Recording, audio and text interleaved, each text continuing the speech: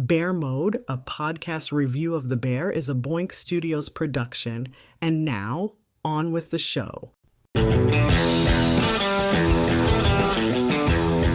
What's up, kids? Welcome back to Bear Mode, a podcast review of The Bear. Tom Carr back here with you as always, joined by Big Tasty, Joe Higgins, and Jay Luft. And then there was one. Today we are covering episode 10 of season 2. Can you believe it? Neither can we, for reasons that none of y'all will understand, because it's a lot to get into.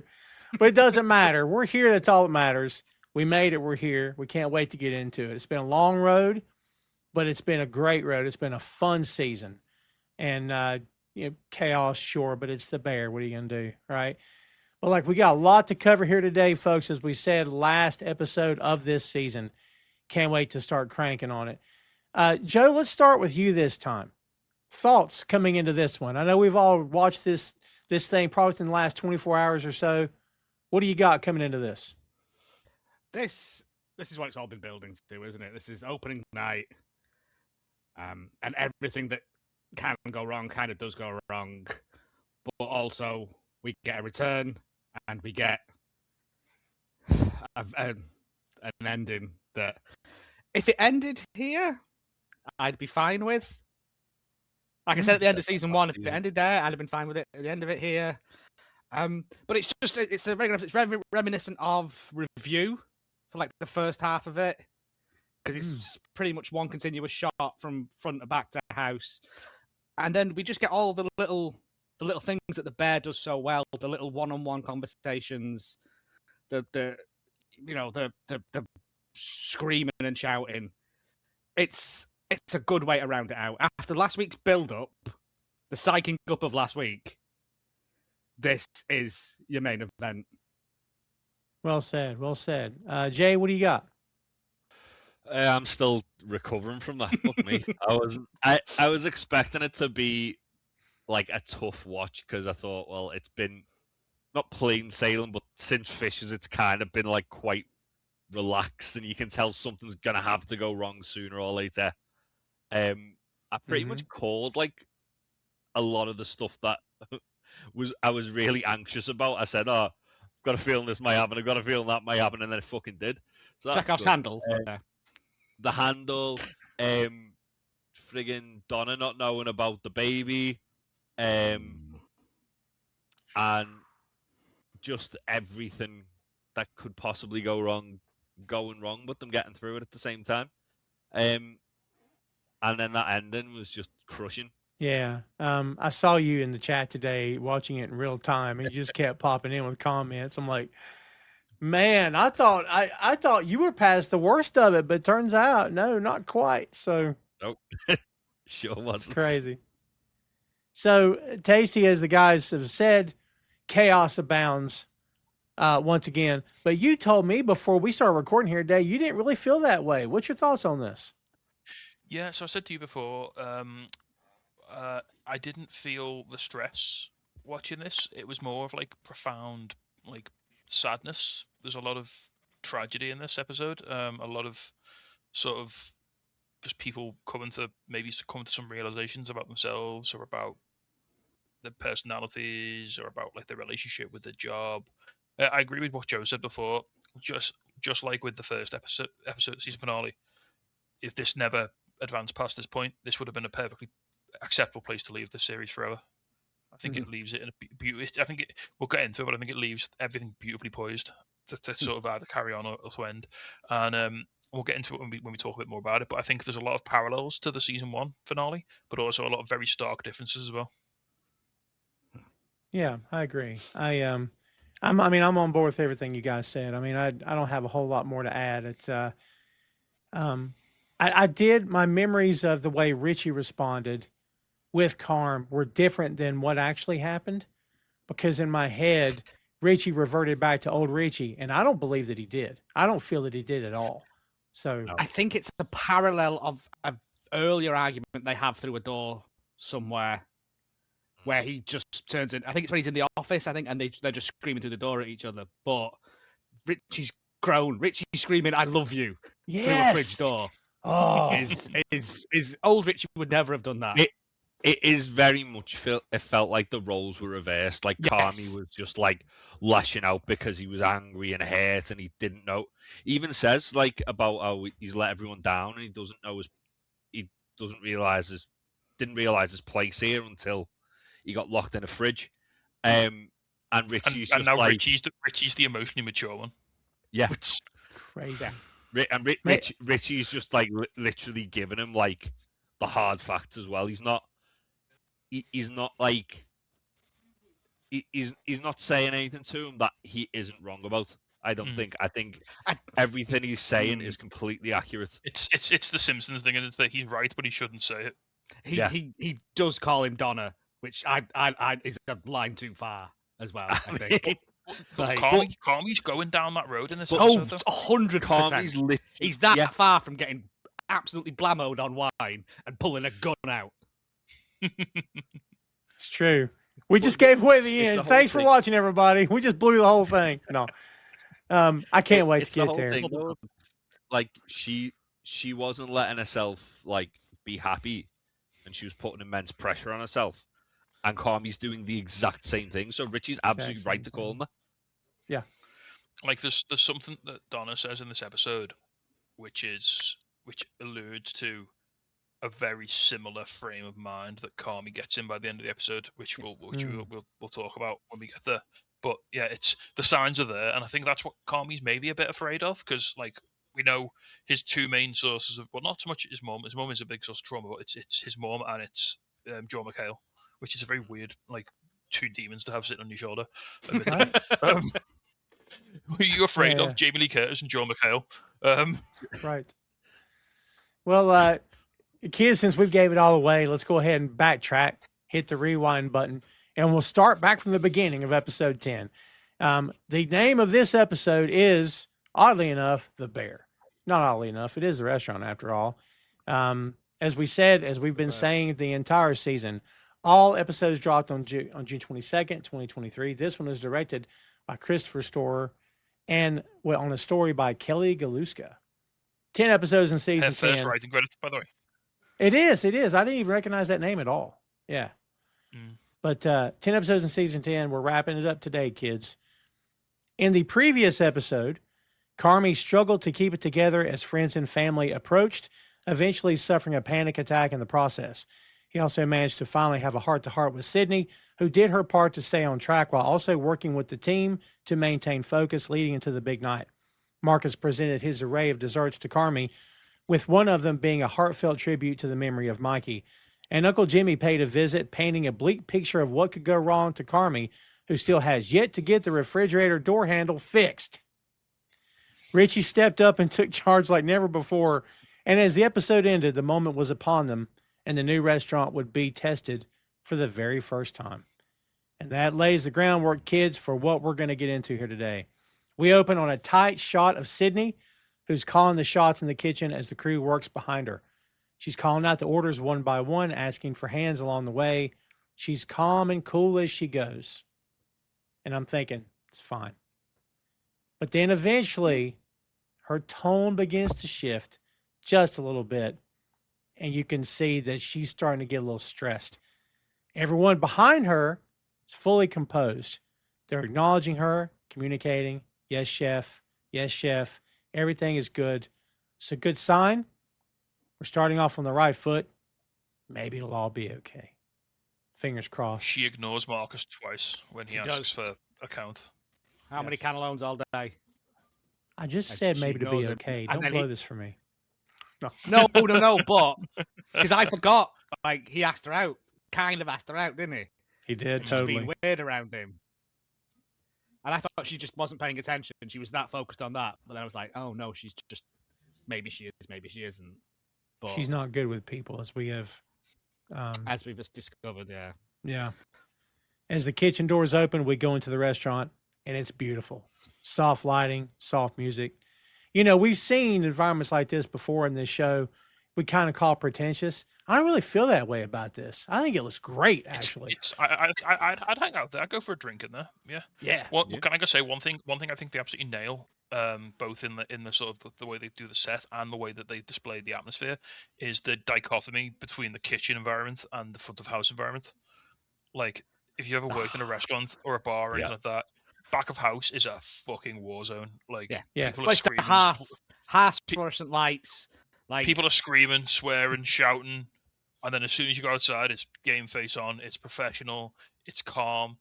You know, you could have been crying. You could have been screaming, crying, puking in the back. As soon as you take a glass of wine out to the front, absolute stone face. You know what I mean?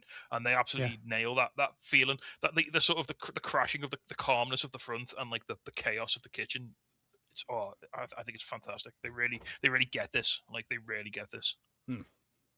Well said. Yeah, we see Sugar sit down with Pete, who we haven't seen in a minute, not since the Fishes episode, I think. Yeah, she says, "What do you think?" He goes, "What do you mean? What do I think?" 5 years ago, right? It was 5 years ago.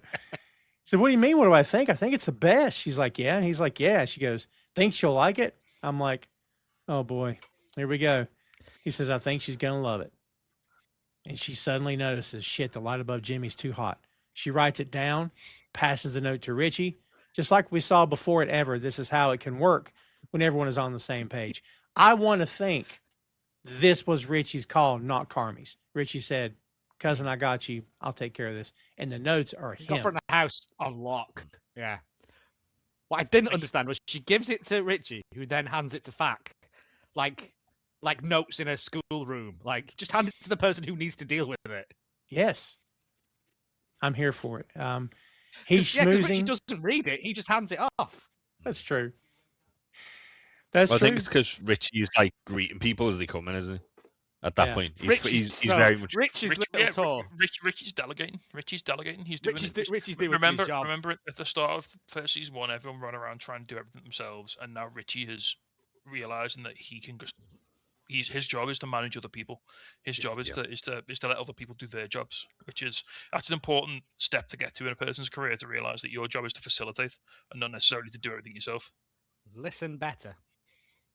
And it's a weird comparison to make, but we said during Two Nations Under Ted Lasso podcast, shameless plug, that Jamie made the biggest change of anybody we'd seen on the show. We would never have believed he would have ever been a team player. Dude, a few episodes back, Richie was not suicidal, but he was in the throes of depression. Yeah, dude. Talking about, I don't have a place here. I don't know what I'm going to do with my life. And man, he's the best thing about this episode. He's freaking great, dude. Like, he understands what it is. Yes. He's found his calling. Yes. Like when he's talking to, I can't remember the man's name in the restaurant. He's like, I like serving people. Like, it gives me that feeling of I'm doing something special for someone. And Richie gets it. He's found his purpose. Yeah. Well, not to get too ahead as well, because of something that happens later in the episode. But like in the first episode, Richie wants to be kind of like the captain of the ship, so to speak. And in this episode, he very much is like the captain of the ship. Like, he literally gets to steer the boat. Yeah. He literally like stops the place from falling into disarray at one point. Yep. Yeah. Again, MVP. Yeah. MVP, yes. MVP. Yeah. And if you go back to episode 1 and 2 of the first season, where he pulls a gun on people outside, right? This is not the same person. Yeah. It's insane. He's schmoozing. He's going from table to table. He's like, he goes to Jimmy. "How's everything, guys?" "Everything is fantastic, buddy." He goes, Hey. You were looking sharp, young man." He says, "Well, thank you very much, Unc." And then we see Donnie Mattias here. And that's pretty cool that they got him back for this episode. Richie comes up to shake his hand. He says, "Donnie, thanks so much for coming by." He says, "Nice to see you." He goes, "Oh, yeah, I'll see you soon." I love that. That's just so great to me. This guy's a celebrity in their world. You know what I mean? Like, that's pretty freaking awesome. I don't know why I'm so happy for someone that's not real. So. See Chester? Chester's back. Chester! Chester's talking shit about the wine. Yeah. So they've sat in with the facts, though, as well. Oh, yeah. It's true. There's one line that one of the facts makes later, and it absolutely set me off. I was laughing so much. Well, at this point, I think Richie says to, which one is it? I can't. But he says like, Ted. You went into the. You went into the kitchen, didn't you? Yeah. Yeah. Don't go into the kitchen. Yeah. But I just wanted to say thank you. Don't go into the kitchen. Yeah. It's not that kind of operation anymore. So Chester complains about the wine, and Richie shouted at him, "That's a crew Beaujolais. You jack off." Yeah. Jag off. Because he's like, I got better stuff at home. I'm like, there's the door. You're free to leave. Like, why would you say that, man? And I imagine Chester's got a banging cellar. To be fair, I imagine he's got some shit laid down. I think Chester's he's having a bit of a laugh with him as well. He's like, he Yeah, knows he's good. Like, he's just because also the little bit when Jimmy goes, "You're looking sharp." There's a little tiny, little peacock of Richie, like a little bit of. And again, but that's that the intimacy of that conversation. It harkens back to when they're on the stairs and fishes, and that same sort of. Well, and that's when Richie's at his lowest point, like when he hasn't got a job, and now here he is at top of the world. You know, he feels he's got so much more purpose here. Yeah, he's invincible. He's got his armor on. He's got his suit of armor. Yeah, good call. He goes to Claire's table, and he calls her Claire Bear, which is nice. He goes, "How is everything?" Claire says, "Cousin, this is pretty great." He says, "Thanks. We're so glad you guys are here. I'm Richie, by the way." Kelly says, "Nice to meet you." And he goes, "Yeah, right back at you." Kelly says, "We've heard so much about you." Richie says, "Only good, I hope." Says, Claire and I, we grew up together." Says, "That is a fact. He's Carmy's cousin." Richie goes, "I am indeed his cousin, yes." And Claire says, "He loves you very much." He goes, "Well, you know what? I love him very much too, but please don't tell him." She says, "I promise." So he says, "I'll be right back." And then he goes up to Sydney's dad's table. Dude, this moment with the soda is the best thing ever.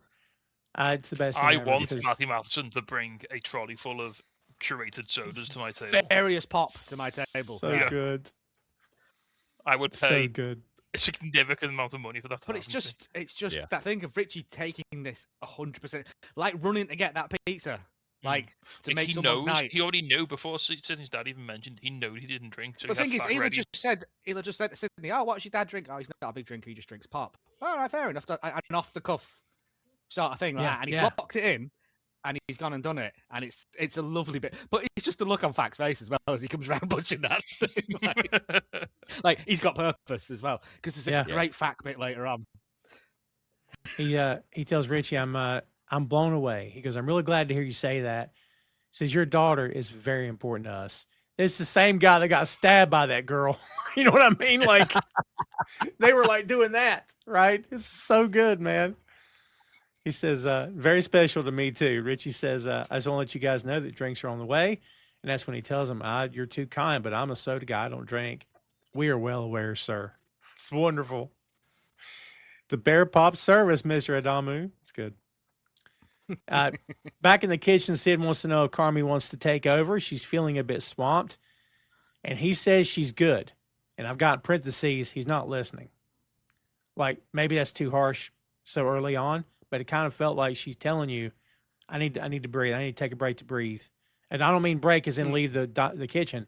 Let me go over there for a few minutes and I can come back. Let me go outside 5 minutes to get, breath of fresh air. Sure. Cry in the walk-in and come back out. We don't have a cry in the walk-in because you might not get back out. That's fair. That's fair. Yeah. It's much different episode. Well, at the same time, I think this is Carmy just trying to push her a little bit and be like, "No, you're okay here. You're doing fine." Sometimes you need. Sometimes it is a case of you just need that reassurance. Sometimes you want to go say, "Oh no, you are good. Don't worry." Yeah, I think as well, like because like we said in the last episode, Carmy seems to like embrace the almost like he welcomes the chaos. Like he likes the pressure. Carmy likes the pressure.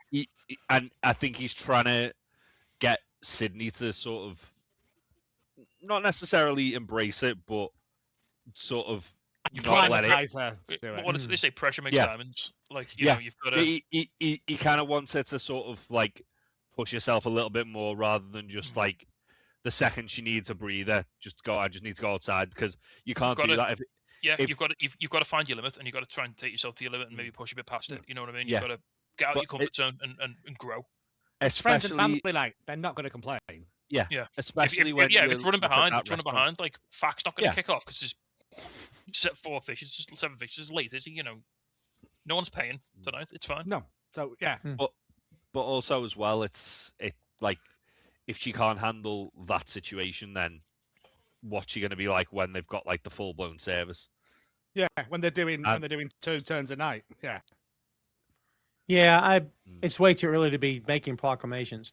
But as I'm going through this in my head, I'm thinking, I don't think she can handle this. And I don't mean yes, she's professional. Yes, she's talented chef. I don't think she can handle this. And like by the end of the episode, I'm still not convinced she can handle this. Like Carmy can. It's just that Carmy gets in Carmy's own way, right? But like with her, there's moments where I'm like, God, she's buckling at the worst times right now. Do you know what I mean? Like, it feels like a lot of it is Sid trying to run before she can walk, which is what we've said. Which we've said like throughout the whole thing, and this is like for the first night, she could have quite easily said to Carmy, "Can you do that? I'll watch you, and then we'll try it like in a more higher pressure situation. We can try me doing it." Which at least gives her the chance to kind of like fully experience it. Whereas this is the first time from my understanding, that she's actually done that.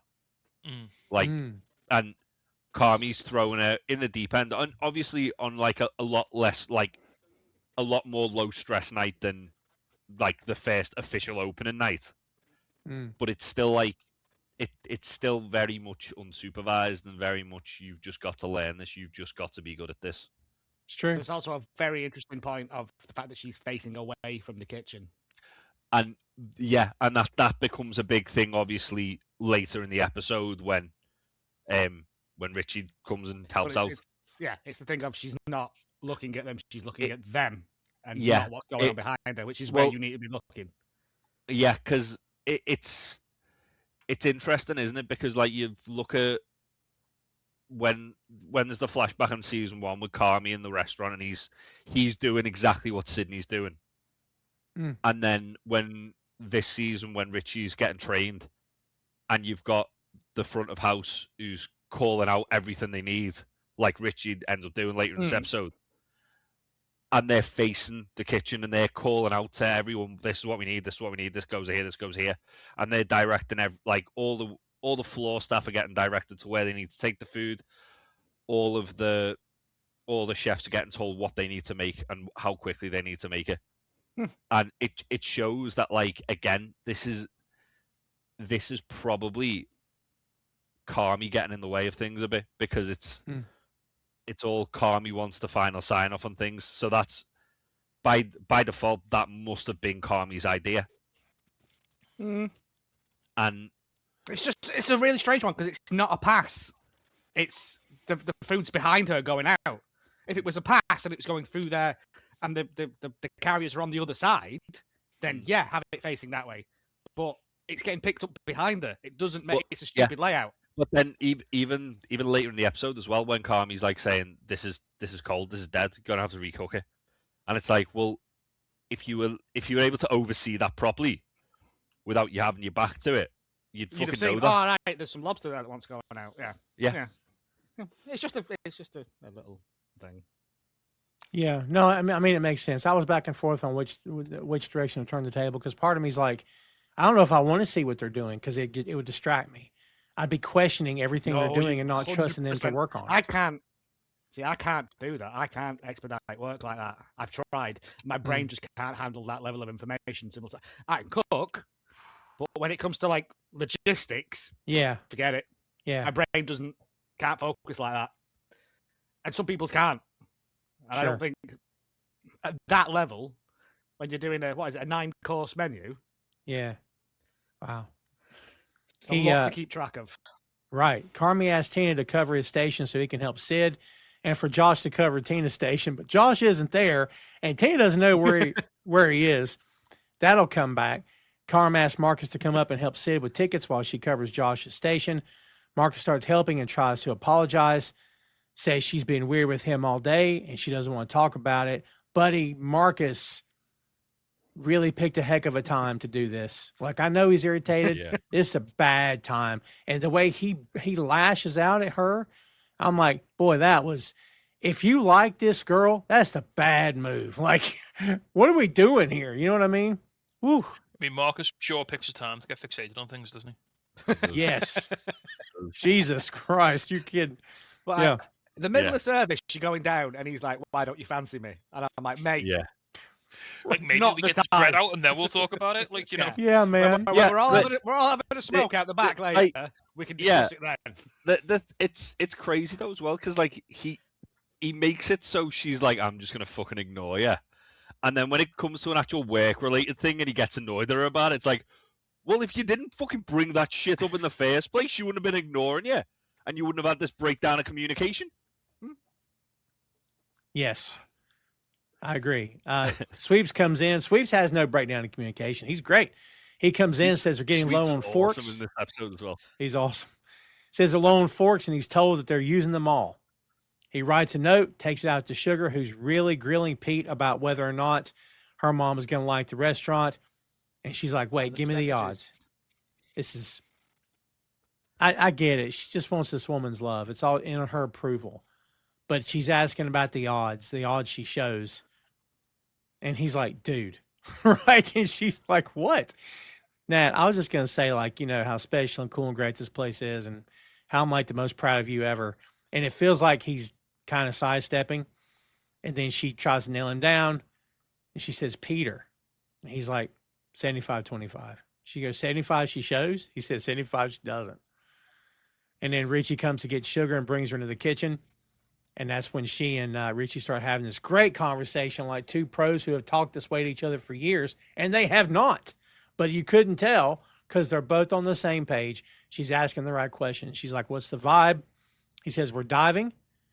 And he says, the food's going too slow. She goes, oh, which tables? He said, all tables.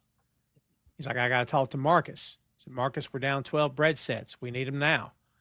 They got to fucking walk like right now. Richie says to Sid, your dad's on 40. He's good. Sid thanks him. He goes out of his way to tell her that, which I thought was really nice. And Sugar's trying to talk to Carmy, and he's like, remember, you promised we wouldn't run out of forks. And Carmy says, yeah. Guess what the fuck just happened? He says, we ran out of forks. Yeah, Bear, we ran out of fucking forks. I'm going to buy you a calculator. She goes, Gary? And he says, yes, chef. Go to the closest store, buy every goddamn fork they got, chef. I love that line. Are you going into a bodega? We got it forks, mate. I love how their solution is just get Sweeps to just go buy a load of forks. Sweeps Like, knows people, doesn't he? Sweeps. Yeah. He's got a fork guy. He's got a fork Yeah, guy. It's in the alley with the denim Sure. guy. Interesting that one thing you mentioned before, Tom, was like Sweeps is just handling it. He's cool, he's calm, he's getting shit done. Yeah. He's a sports guy. He's been under pressure before. He knows. Ooh. You know, former baseball player. He's been in team sports. He's been in big pressure situations, and he's got those transferable skills. And you never see him flap. You never see him like running around, screaming, swearing, shouting. Guy just gets it done quietly. For sure. I love that. Richie says to Carmy, he goes, cousin, gets his attention. He's like, yo, he said, Claire's on 31. He goes, okay. Richie's like, go say hi. He says, yeah, eventually. He goes, eventually. And then Carmy's like, where the fuck is Josh? But it's like Richie knows. Richie's like, yo, just go. It doesn't have to be 20 minutes. It can be 2 seconds. It can Every literally second just counts, though. Yeah. It does, but also like. But pop your head out. here's the sort of dichotomy here. So Richie is mad that he won't go and say hi to Claire, and then Sydney is mad when he does go and say hi to Claire. Yes. Well, to be fair, the difference is he goes out with a fucking tea set and he pours them tea. No, he pours one of the courses. He serves them one of the courses. Is that what it is? That's the bone broth and grapes It's, thing. it's the welcome broth, yeah. Oh fucking hell. Well, yeah, I mean You that's just went out and made him a brew. Yeah, I thought it was fancy tea or some shit. I didn't know. So, do you want a little bit of behind the scenes sort of knowledge or spot? I got this on Wikipedia. Always. By the way. I don't know how to Hit know us. this. So you hear. So they're on table 31. You hear throughout this episode they say PX table 31. So that's PX, stinky, isn't it? PX stands for person extraordinaire. Yeah. Which Nice. is a way to denote. It used to be VIP, but a lot of restaurants stopped using the label VIP because it was recognised and it offended non-VIP guests. Yeah. Oh. Shut up, you shit munchers. I And now only we've consider just you fucking scum ruined compared that. to Krusty. That's also, there's like I don't know what, a dozen tables in this place? Why is there a table 42? Just There's a table one 50, to, 51. 1 to 12, lads. Come on. And then the bar. The 3 booths, like, so Cicero's in 51, which is the middle booth. It's. I think they must have, so like this is section 5, so that's 5-1, 5-2, 5-3. Yeah, So possibly. like there's no like, so you're not like, oh, is like 27 on this side or is it on that side? Like, no, that wall is 2, that wall is 5, that wall is 3, middle is 4. Possibly. Like, it seemed a bit strange, but yeah.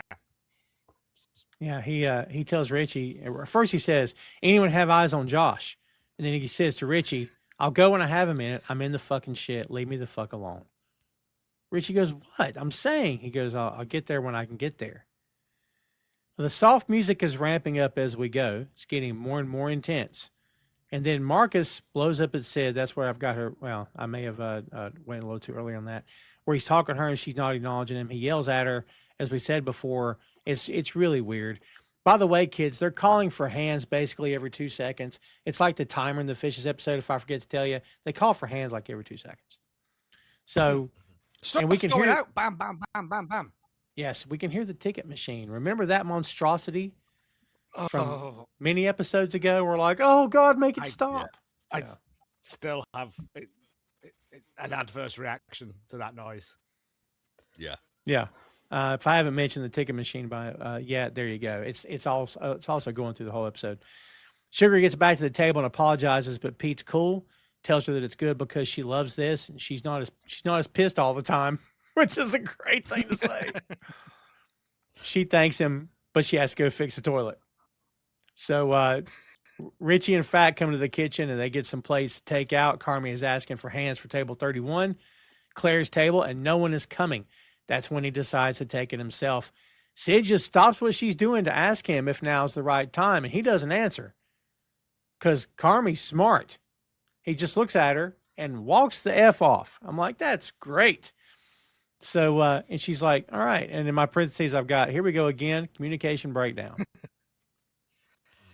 I don't get it. I feel like to a degree with that, like if he didn't think he could handle it for 2 seconds, then he wouldn't have done it. But also, he could have literally, instead of doing that and just taking it upon himself to do that, he could have literally just gone and said hello and then cracked on with what he was doing. Yeah, I think it was kind of nice that he talked. But no, it's nice. It's nice that he was only at the table for like 2 minutes. It wasn't like, That's true. I hated it. I worked in a place where they used to make us go out and talk to customers when you were done cooking. I fucking hated it. Absolutely hated it. I would rather have a close-up magician. How many times I'd love a close-up magician, man. I love a bit of close-up magic. No, not when I'm trying to eat me spaghetti. Oh, no, bring it on. Make the meatballs disappear. Fucking give me it. Oh, my. Sid asks for Fack and wants him to go check on her dad, but he gets sidetracked by Richie, who wants him to go to fix the toilet. He goes, but Sugar is screaming at the toilet, trying to work on it. That's just incredible bit of physical comedy. That just Fack opening the door and just Sugar like screaming and plunging the toilet, and then Fack just closing the door and walking just shuts it. Carmy is dropping off the food to Claire's table and tells her she looks great. And Sugar comes up to him and wants to know if he has any dry clothes. And as she walks off, we hear Joe McHale whispering that he's too damn slow. Here we go. I love it as well. When Carmy asks why Sugar needs dry clothes, she's like, "Oh, the toilet exploded." And then Carmy doesn't even question this. She's just like, "All right, okay." It's been a runner, hasn't it? Like that toilet has, yeah. I just remembered Richie behind Fack, like humping him. Getting that toilet fixed is where Sugar comes to terms with her pregnancy. Yeah, she's phoning that guy, telling him about it. That's right. And he still didn't fix the fucking toilet. No, he has. I think it's just a cursed toilet. Some of them are.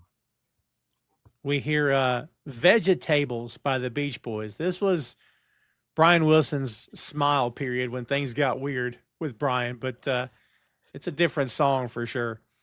Yeah, I mean, at least it's not shortening bread over and over and over again. Right. The kitchen is becoming chaotic. This is the bear that we all know. As Tina presents a dish to Sid, and she tells her to make it again. Tina tries to argue the point, but not like rudely. And she's like, well, Carmy said, and then Sid tells her, but I say send it back and cook it again. And she's like, okay. And Tina tries to, like, Tina says, so she says, fire it up, cook it again. And Tina's like, but if I do that, we'll be behind. And Sydney's like, well, that doesn't matter.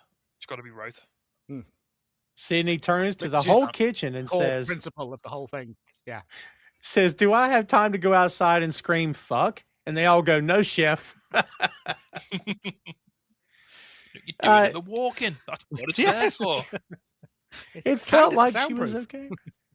It felt like she was okay in that moment, right? Like she had full fact control. She just asserted herself over Tina, and like Tina was like, "Okay, I understand why." I just thought it's not that bad, but it's all got to be spot on. Perfect. Yeah. Yeah. Don't sound rubbish. Right. Yes. Carmy comes in and he's irate that the 7 fishes are cold. And, you know, it's not real. We've all picked our moments and picked our battles, chosen our hills to die on through this season, right? I feel like this is not real, but I'm like, you're the man, you're the boss, and you are screaming at your number 2. You are screaming, and she's a foot from you. What the F are you doing on Friends and Family Night? Like, he's stressed. He can't process stress. He sucks at it. So he's just going to unload it on her. He's lashing out, yeah. Yes. Yeah, because he all he knows in this environment is fight mode, is dominance, is assertiveness, is, you know, getting his way. Like we had it with Luca, didn't we? You know, back when they both worked for Chef Terry. You know, it was survival of the fittest. You have to be the alpha. Whenever there's a stressful situation, that response, that fight or flight response comes out of Carmy, and it's all aggression. Look at, like, as well, like season 1, where every time there was something going wrong, it was him and Richie screaming at each other. Every time. And it's like it's like they've got a little bit of stress, and it's not even close to what like it was, but he's instantly just kind of reverting back to that. And you see, obviously, like with him seeing like a sleep paralysis demon of Joe McHale, and I think that probably didn't help. That didn't help. And when he's like later on the episode, when he's locked in the walk-in, he's like basically just having flashbacks of all the things that have gone wrong there. And you can tell like he's harboring so much kind of, I wouldn't necessarily say resentment, but like just bad will towards the place even now, because it's just there's just things that seems it's like he's got PTSD from the place almost. Yeah, he does. Yeah, he's thrown everything he's got into this, and now we'll get to it when we get to it. Whenever things like that happen with him and her reaction is always great. She's always like, dude. As soon as she went, you pointed it out last week, and as soon as she goes, dude, you're like, oh, she's fucking angry. Yes. Yes. And there's also a good bit here. I don't know if you noticed this, but when he's yelling about the fishes, there's timers going off. Yeah. Constantly in the background. And I'm like, it's these fish. I swear to God. Swear to God. You're right. Yeah. He finally comes down, says he's sorry with the sign language. She apologizes for falling behind. Yeah. She looks at Tina. Did you notice Tina gave it to her because she told her she mouthed? Wow. But is this not also like a kind of generational trauma thing? Of like, well, like he yells at her, she yells at Tina. Tina makes someone go outside. It feels like throughout this whole episode, the roles are reversing from the first episode. Yes. So Sid is being to Tina the way Tina was to Sid.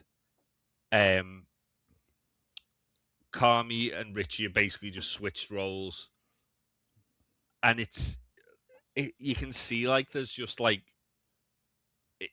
the people who should have their shit together don't have their shit together, and the people who in the first episode you think they will absolutely never fall in line and help this place, the glue that's holding the fucking place together.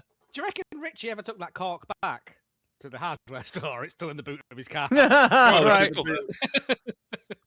Not even the boot. It's like the passenger. Just in the footwell. footwell. He's probably keeping it just in case he needs it. You I never never know. even a car. I lost the receipt anyway. Yeah. Yeah, that's a good call. That thing's gonna be in his car for 20 years, I guess. Carmy walks off, and Sid takes over on Seven Fishes, and suddenly we realize, and it kind of just happens, Carmy is stuck in the cooler. The tickets are piling up, and everyone is looking to Sid. She tells them to hold the work. Richie comes in to tell them the kitchen is a bit loud. Richie came in to tell someone that the kitchen is a bit loud. We've just been I love screaming that at each too. other. But yeah, there's some delicious irony in that. It all stops. And this is where, for me, in my opinion, she can't handle this because it all stops and she's lost. She has no idea what to do. She don't even know where to start. She is completely overwhelmed. And I also have She's my lost notes. the safety net of calm. Yes. Is this one of the reasons why her other place failed? Because in the big moments, she froze. Like, Yeah. I don't know. And I'll say another thing that they nail in the show now is like in this moment, like the sort of the shot where it like all the sound drains out and like that feeling of like disassociation and hyperfixation at the Yeah. same time when shit starts to go wrong and like you can't focus on something, but at the same time all you can see is what's going wrong in front of you. It's like everything slows down but speeds up at the same time. Yeah, I think they absolutely nail that anxiety that you get when like shit starts going south in service. Like, and that was really well done. There is a bit where Sugar walks back out to talk to Pete, and the camera, I don't know whether it's intentional, but it does a Dutch angle for some reason, and I'm like, ooh. I don't think it's. I don't think that's unintentional. I think nothing's unintentional. No, but it's just as she walks back out, it tilts and then comes back as she sits there, and it's like, is it in that moment? It's all going, and then when she sits with Pete, you've got to put that face back on again. It has a little wobble. It just kind of goes. Yeah. No. Yeah. It's just a fun little bit. It's like the mask slipping that everything's fine and then comes back because she's got to keep her game face on. When we get to Pete's bit, I'm going to have a big cry. So good. Richie tells her, finally, because I guess he sees you're not doing anything. He's like, I can do it. I'll do it. She tells him, okay. Like the Richie of last season would never. Never. Like even when Sydney asks him and he's like, yeah, I can do this. Well, the difference between Richie and last season and Richie now is that in the last season Richie would have done it, but and then held it over. But he would not even held it over it. He would have been trying to do everything. He wouldn't have been letting everyone just do their part. That's what you said earlier. Like the difference between Richie now is he understands that he's there to empower other people. He's there to guide the ship. He's not there to like row guide the ship, man the sails, do everything. But at the same time, it's very similar to it's the same sort of job that he does when you see him greeting all the regulars and he's holding court in the sandwich shop. He's just taken that energy and applied it in the right way and in the right. He wasn't making sandwiches, was he? He was just taking orders and taking the cash and busting balls. He's doing that, but at an elevated level. Like you don't have to. And he hasn't realised it. Yeah. Busting balls is just expo. Like what he's doing is it's just professional. Yeah, he's just busting balls on a professional level. Yeah.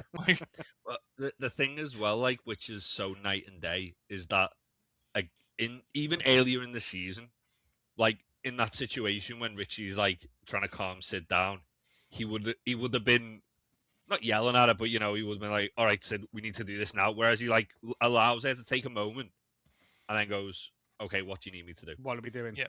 And then the first thing he does, he turns and the he table just takes control of the situation. And he turns the table around. He literally turns the table by turning the tables. I love the fact he's got that timer on the clock as well. It's great. I don't know how they got a button that you can just do that. Yeah. Like play Tetris on it or something. 5 minutes. He's like, right, 5 minutes, okay. Let's 5 go. on the clock. Yeah, let's go. It's the bit where they're both staring at each other, and he's like, she's like, I know she knows it's new Richie, but this is a big thing to hand it over to Richie. I love that. The man she stabbed in the batty. But in that moment, that Richie displays like true like But he's just good like, leadership. He just just goes, he just I can he do just it. soaks up all of her anxiety and all of her And fear. He takes it all on himself, and it's like, oh my god, he's become like the leader, like such a good. I've said this so many times. He's become such a great leader. And remember as well in the first season when Richie when she stabs Richie, like that's Richie trying to do this and help out and just get all hands on deck. Yes. And this time it's like to show how much he's grown. He's all right. I'm just gonna stand here, stay out of everyone's way. Yeah, and he's just doing it in a more focused, just direct. Mature He's like a conductor when he's doing it. Yeah, and he does. He turns the table around, like you said, Joe. So he's facing the orchestra, and he's there in the pit, you know. And it's the same thing. He's given the sermon at the front of the church now, except instead of the guy with the man with the golden cock, it's the kitchen crew. For catcher for table 10. Yeah. Yeah. It's a really good bit. My one weird thing as well is like, why are there tickets coming through for individual courses? I didn't understand that. Because that's how I've never worked like that. You would get a table's order through. Yeah, I would think so too. Yeah, because they're writing it down, aren't they? Like it's the whole order, and then they're crossing off one dish at a time. No, they're getting individual tickets. No, I mean on the A4 paper on the desk. It's a tasting menu, so you're going to get all of it. Yeah, so you just need to know how many covers and any substitutions. That's what you need to know. I guess. It just weirded me out that there was so many tickets coming through. I think that might have been done for a bit of effect. It just annoyed me. Like, that noise is just.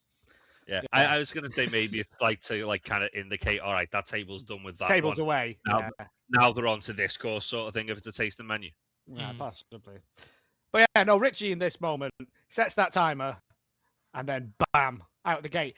And he's doing the exact, like you said, he's doing the exact same thing. He's busting balls. He's making jokes, but he's getting shit done. He's keeping the energy up. He's keeping the vibe right. He's keeping morale up, which is he's being calm and positive at the same time. Yeah, and that's such like a shift for everyone who's at that point stressed out because they're in the fucking weeds. Yeah, it's true. It's a big moment. She tells him. Go on, sorry. I was going to say, she tells him to drive. She says, "Richie, drive." Nice. I love that. Yeah. And that's when "Animal" by Pearl Jam cranks up. Really good placement. Was on the end of the first episode after Richie had shot his gun and Carmy and Richie had basically told Carmy to go and make the spaghetti, and then this starts playing. It's crazy how far we come.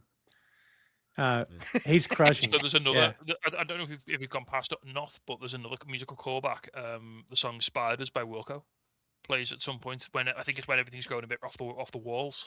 Yes. And we last heard that song in the one take shot in review.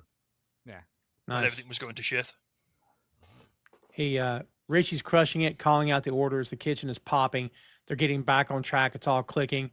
Meanwhile, Carmy is screaming "fuck" in the cooler, and all he can see in his head is back when it was the beef, like you guys said earlier. It was all falling apart, but that's not what's happening. They're carrying his restaurant as he's stuck in the cooler that didn't have to be jacked up. If only he had made the damn call. And he did not. Mm-hmm. This is his fault, no one else's. Yes. So what's interesting about this is that I feel like Carmy's biggest fear is that if he takes time away from the bear, everything's going to fall apart. Yes. And I don't think it's that. I think it's if Carmy takes time away from the bear and it doesn't need him, then what becomes of him? Well, that too, but I think a lot of it. I think in Carmy's frustration, being locked in the freezer, in the fridge, it's more of a loss of control, him not being able to affect the situation more than him worried about what's happening. All right, he's got that fear, as you can see from the flashback, that nothing's going right, but everything is going right. Everything's fine. But also, like, if Carmy wasn't locked in the fridge in that situation, we've already seen what would have been happening. He would have been screaming at Sid. Sid would have been screaming at him. They both would have been screaming at Tina. Richie would have come in. He'd have told Richie to fuck off. Yeah. Oh, yeah. Yes. The fact he's not there and everything's working ires him, I think. Maybe that's his real fear, is like, because we talked a lot about like characters in this show, like worrying about where they fit in and what their place is. But what's Carmy's place if everyone can just do the job without him? again, it's Carmy and Richie's roles are reversed. Like, Carmy wants to know what happens if they can just run this place without him having to be there all the time. And whereas Richie was like wanting to be like kind of like the guy who helped. But at the same time, Carmy's scared because he's ruined his life for this career. And I think his biggest fear now is that it's not been necessary or worthwhile. Yeah. So, but it's like Richie wanted to be the man when, like, first episode, Richie wanted to be the guy. He wanted to be the person running the whole place. And Carmy was given the restaurants. Now we go to the opening of the restaurant that's named after Carmy. That's Carmy's restaurant. And Carmy's locked in a fridge and everyone else is running it for him. And Carmy can't be the man. I mean, can you just imagine, like, it doesn't come up. It would have been funny if it did come up. Imagine, like, you've got some, like, big dick food people at this night tonight, like real top dollar guys. Imagine if one of them was like, "Oh, can I meet the chef?" Sorry, he's locked in the fridge. Yeah. Go talk to Fack. Go talk to Fack. Yeah. Fack's got some Japanese soda for you. He'll sort you out. Oh. Yeah, he'll be fine. Sugar comes in, offers to call the fridge guy, and Sid tells him no, but she can help, so she starts helping. Fack comes up, and Richie tells him that he's front of house. He tells Richie, "Are you nuts? It's scary out there. I'm scared." It's scary out there. And then I love that. Right? Any other time, Richie would have called him a dickhead or something. But no, he holds him and he looks at it. He's like, "You can do this. Like, it is scary, but you go out there, you read minds, you do what we do. Pour water, pour wine, read minds." Yeah, and Fack's like, "Yeah," like powers up, and he's back out again. He says to him as well, "You're a nice guy, Neil. You've got this. You've got and it's like really sweet." It's a beautiful bit. The only downside is when he go back out, Fack's just got his head in those flowers at the back. And I was like, that's my second favourite Fack bit over that time where he's just staring at the wall like a dog. Yeah. He tells him, he says, "I've never done this before." And Richie goes, "I've never done this before. But it's New World Order, pal." He said, "Don't be scared. You're going to be fine." It's really good. Richie's stepping up, taking charge, getting it done. They're on top of it. Meanwhile, Carmy is yelling in the cooler and banging on the door. Can someone go talk to him for 2 seconds to say, "Boss, hang tight"? Say, "Yo, dude, we got this. It's fine. Don't just chill." Yes. Literally chill. Give us 10 minutes. We'll get you out. Yes. Right? But we're in the middle of service. We're under control. We're nearly on desserts. It's fine. Like, you know that they know he's in there. Does he think they don't know I'm in here? You've been screaming the F word for 20 minutes. What are you doing? Like, why is he going to the walk-in the middle of service? He went to grab something, but I don't remember what it was. So, I've got a point. The counters should have been stocked up. Josh has not done his job. We know why. Yeah, I've got a point to that. Yeah. So, typically, yeah, as you said, Joe, they should all have been prepped before service. So the fact that someone's fucked up here and not prepped enough, so Carmy's had to go to the walk-in to get more, is a breakdown. It's what happens when you prioritize meth over cheese. Spoilers for later. Hypothetically, so to speak. No, because it's you know how many you're not getting walk-ins. You know how many you prep for that many. You have 85 servings of bread, 85 servings of prawns, 85 whatever. And it's all ready to go. So the fact that he had to go in there. 55 tacos, 55 pizzas, 55 fries. I'm trying to do a thing. I got the callback. Yeah. Okay. Yeah. Sweeps comes back with the forks, and they're all on track. Richie tells him to keep it up. Right? They'll all be smoking. We missed it before. Shout out! We get a little cameo from Manny and Angel in the dishwashing. We do. Yeah, we did. I didn't even mention them. Yeah. When Sweeps brings them forks in and just dumps a bag of loose forks that he's got. They weren't even in boxes, so he just come in like a burlap sack full of fucking. I reckon forks. Sweeps just put a call in, and some lads have just robbed houses for forks. What restaurants do we know that haven't got good security? Yeah. I just wanted Manny or Angel at one point to look up there and go, "I'd like to have a suit. When do I get a suit?" You know what I mean? Nah, good KPs, man. They know their role. Yeah, that's true. Rich tells them to keep it up. They'll all be smoking cigarettes soon. It's a good line. Good line. It's a proper Vietnam battle speech. That one, isn't it? Like, It is. Keep your head in the game, boys. We'll be out of the mud soon. Yeah. Carmy is on the lawn back home. Carmy is seeing Mikey in his head, his mom, and Joel McHale, because, again, like you said, why not? Telling him he should be dead. Christ. And we think he's actually in the restaurant for a second, but it's not him, just a regular guy. And we see Sid's dad, who's...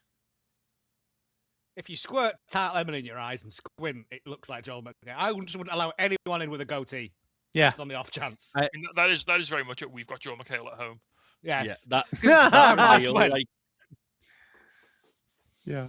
That reveal was so fucking good though. Like I legit like jumped out my chair when that like revealed that it was all in Carmy's head. I was like, "You fucking lunatic!" No, because my wife said to me, she was like, "He's not really there, is he?" And I was like, "I don't know." I was like, "I know he's not really there." I didn't know, and then when No, but I mean, we don't even know what his beef is with Joel McHale, apart from the fact that Joel McHale's a piece of shit.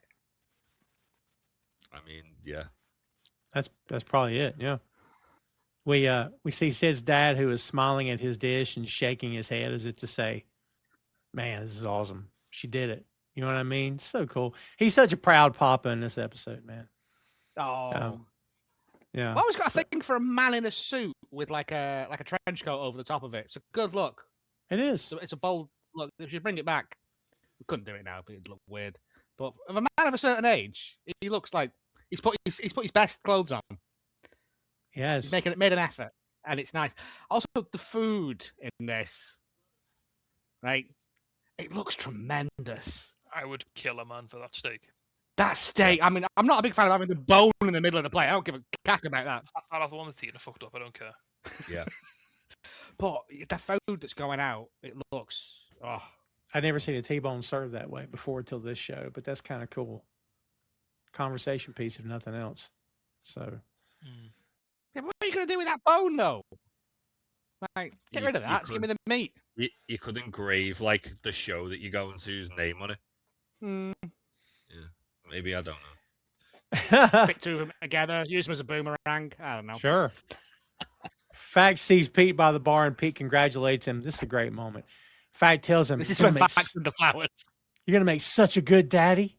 And Pete thanks him. And then Fact looks at him. Did you pick this up? Fact looks at him and goes, "Okay." And then walks off. Like it's a very clear break. Yeah. Yeah. Do you know what I mean? I think he's very much like, "Oh yeah, I can't actually talk to him because I'm front of house right now. I need to go and talk to everyone." Yeah. The way I read it was like Fact's going, "Okay, I've said a thing to Pete, on to the next person." Yeah. And then he'll go and talk to Claire and he'll be like, he wants to get a trolley of like exotic sodas out again. That's all he wants to do. Yeah. Right. Adorable in this, but he needs Richie over him. One shoe's dropped already, kids. Now we got the other one dropping because Pete sees Donna smoking outside. The music is beginning to amplify the moment, and Pete's face just falls. Without saying anything, Pete knows the gravity of this and fully realizes how bad this can maybe get. Even this guy who thinks the best of everybody knows, oh God, here we go. Like, this is the time we've seen Pete in a sort of non-punchline bit. So hands up, who had Pete as the emotional core of this episode? Before they not watched it. I rewatched it and I went, oh no, not this bit. Yeah.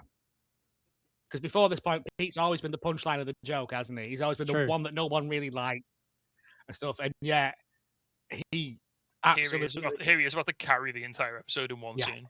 Yeah. And it's like you said ages ago, so it's like the bear lives in these little moments between two characters. Yeah. And this is one of the very best ones. Like, oh, it's beautiful.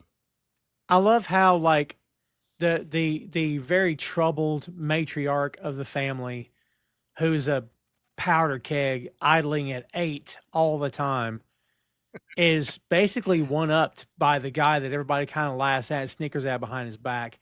And he ends up being the most mature, most level-headed, most responsible, and she's much older than him, But in that moment, he's the adult and she is not the adult.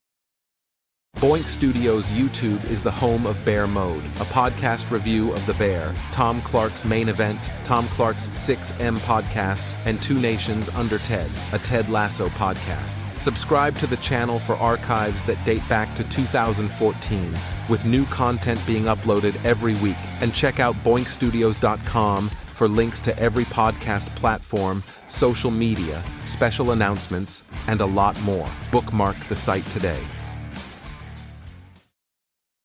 Because she makes the comment, you know, I can't take it. He's like, what do you mean? That expression? What do you mean you can't take it? Like, it's in my head, if I keep talking after, what do you mean you can't take it? My next line is, fuck is wrong with you? But like, it's pizza. He won't say that. But to me, that's where that leads. Yeah. So, yeah. But he just leaves. But again, he just leaves it. He just lets it hang and lets Donna fill the space. It's implied, yeah, but. Yeah, she says she's proud of them and loves them, but yeah, I was gonna say. So there's two things she says that are really like tragically like profound in this exchange. She's one. You pointed out when we chatted before the show, Tom. She said something like, "I don't know how to." What is it? I don't know how to like tell them that I love them. I love them. Yeah. Or show Which them is, yeah. And then she keeps asking Pete, "Tell me it's okay." Yes, tell me it's okay. Like she's basically saying she basically wants Pete to say it's okay. You don't have to come in. Like, you don't have to come and see them. Like, and it's insane. Like, but also like fascinating the fact that she doesn't want to go in because she says they're succeeding without me. So yeah, she doesn't want to ruin it for them. I don't want to ruin that. But also, if you go back to the Seven Fishes, like. The whole thing, even though she wasn't in control because she was drunk out of her fucking mind and driving a car through a wall, she was very much like, I'm cooking the meal, I'm providing, I'm putting all the food on the table. And then she's going into the restaurant and the kids are doing it for her, and it's almost like she's scared of being replaced. Oh, is that not what Carmy was worried about before? Which exactly is what I was. That's the point I was getting at. Is that like literally? It's like a mirror image of Carmy. So, later in the episode when Richie calls Carmy Donna, it's bang on the money. It's two things. It's that, and it's not being able to tell someone that you love them, and that's two things that Carmy has in spades. Yeah. Carmy there's no way Richie would have known what Donna had said. Richie didn't say it. No, but he knows what Donna's like, and he knows. Oh, I know. But it's He knows Carmy's acting like her. Yeah. But Pete, and also Richie's a mind reader. He would have fucking known. But Pete in this scene, he's just like you say, Tom. He's so mature. He's so understanding. He's so tender. He's so like he's so empathetic almost. Like it takes him a little while to like, because like you say, at first he's like he can't grasp it. He's like, well, why don't you wanna? What do you mean you can't take it? You can't take the success. And what she means is no, she can't take ruining their happiness. She doesn't want them to be on tenterhooks because she's there essentially. Yeah, she knows what she does to them, and like, she's reached that level of acceptance on this. I don't know if she's on a sobriety journey at this point or not, but she's at that level now where she's gotten past like being the nightmare that she was in Fisher's, and she's at least in this moment she understands the problem. Yeah, I think and she's like, the problem. I mean, obviously as well, we haven't seen like how she's like dealing with grieving Mikey, so that's something that I imagine we'll probably get addressed. Since we last saw her, she'd lost one of her sons, you know. And yeah, I mean, maybe she is on a sobriety journey. Maybe she doesn't want to like go there, let loose, and fall off the wagon sort of thing, and then ruin it for them that way. There's the very like really heartbreaking part of this is when Pete brings up the baby. And it turns out that Sugar's not told her, and she didn't know she's going to be a grandmother. Yeah. Not only does she not know she's going to be a grandmother, but she's not far away from being a grandmother. No. They've known for a while, and they haven't told her, and that's like that must be so painful to hear. Yeah. Like, her face when he says it, and she goes, "Oh, it's you, Natalie."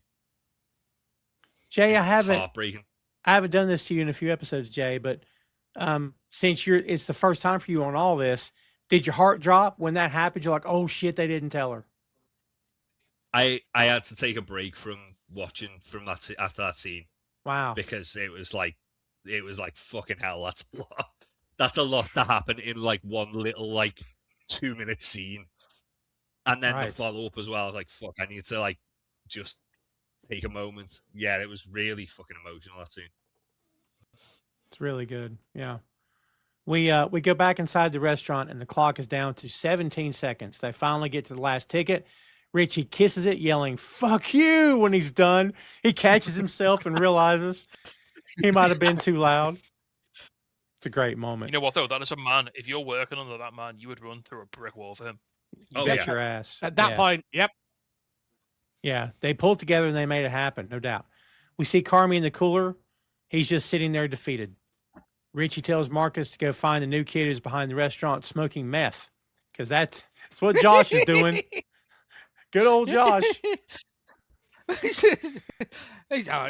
Marcus coming out, muttering to himself, and he's like, "What are you doing?" And he's just got crack pipe on the go, and he's like, "This is wild." I love that Mark's like, "I think I'm gonna have to fire you," and he's I like, think I "What might have to fire you. It helps me work. Yeah. He says, "I might have to go check." I was like, "I'm gonna go and check." He Yeah. just goes back in. Hey, the guy says, "Why are you being so weird?" I'm like, he's not the one smoking meth, dude. What are you talking about? Oh, man. Yeah. You mean to tell me you don't smoke meth? Also, he's been gone for 15, 20 minutes for the shift. Quite a bit of time, yeah. Yeah. How much meth's he doing in that alleyway? No kidding. And also, in the next few moments, kids, we're cutting back and forth like a madman between scenes. So try to stay with us here. But Pete gets back to the table and Sugar's coming back to the table apologizing. He says she doesn't have to, and he is losing it. Chris Witowski is great in this scene. He's very emotional. This breaks my heart. Yeah. Because he has this horrible secret now. Yeah, he's carrying all that weight now, isn't he? That Donna put on him. So, do you think part of him's upset as well, though, that Sugar's not told Donna?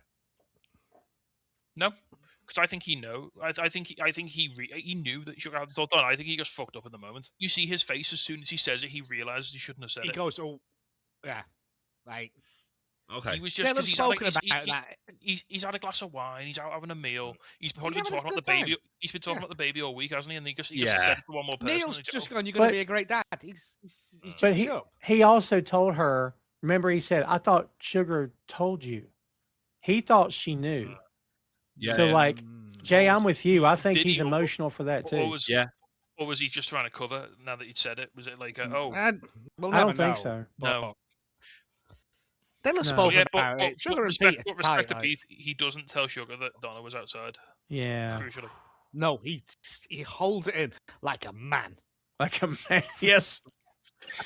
He's just going to go home and scream. He's just going to go home into his garage next to the chest freezer and just saw some wood just for a couple of hours. Not for anything, just because it's a good thing to do. For us, some brisket. Yeah. No, it's a horrible thing that he now has to contain this secret that like your mum came out, she wanted to support you, but she just cannot. Yeah. But she does love you, but she can't tell you she loves you. Which she says weirdest thing. She says as she's walking away though, like that I'm gonna call I'll call them, I'll call in, just not tonight. And maybe it's that she wants it to be a bit more like it might be a bit easier for her when there's not that many people there. Yeah, when it's not like a big thing, it's not the family night. It's not like we know what fucking Uncle Jimmy's like as well. You know, for a fact he'd be staring the pot. And whereas like if she goes in and it's just the two of them, they can like make food, sit down with her, actually have a chat as a family, as opposed to like them all running around like lunatics and they're sitting there just watching them. And what does she do? She's like not got someone engaging her. She's probably gonna drink. Yeah, well, like we said, we don't know whether or not she's on the wagon, do we? So she seems very sober when she's there. To be fair, she does. Yes. And Pete has her back. Sober. It seems like she's there to apologize, basically. Yeah. She seems like she's like on her best behavior. Hasn't reached that level where she's able to apologize yet. Pete has her back too, telling Sugar it's a lot for her. Maybe you shouldn't be so hard on her. And Sugar agrees with him. Like, if that comes from Pete, listen.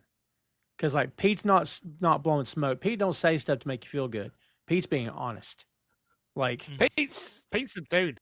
Like, Pete's got no filter, but in the way that he will never lie to you. right. Yes. Yeah.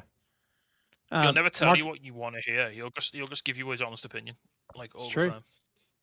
Marcus tells Sid about Josh, and she's surprised, of course. She gives him a line, but I couldn't make out what she said. It seemed like a really good one-liner. Well, she says she just goes, "That is wild." Because Marcus goes like, "I know we've like been at odds today, but I've got someone that'll bring us back together again." That's it. Yeah. So Josh is in the alleyway smoking meth, and she literally goes, "That is wild." It's like, should I I mean, fire? what else do you fire. say in that situation? How else do you respond to that? Like, I should fire him, right? Oh, yeah. Tina asks Carmy through the door if he's okay and tells him they're doing really good. And he asks her if she thinks he's done this to himself, and she doesn't know what he means by that. He follows it up by asking her when they started buying Heinz mustard instead of French's. That's a very small thing not to Carm. That's another sign of he's not on top of his restaurant, which that's not necessarily true, but that's how he feels. Like, yikes. Why were we using the big tins of tomatoes rather than the small tins? It's why are the shelves on the wrong side? All these things that he has let slide. If he doesn't, last week they changed the mustard and he didn't know about it, and he's supposed to be the man that signs off on everything. Yeah, and he feels like he's let himself go. He looks across and sees the tape that's been torn and not cut.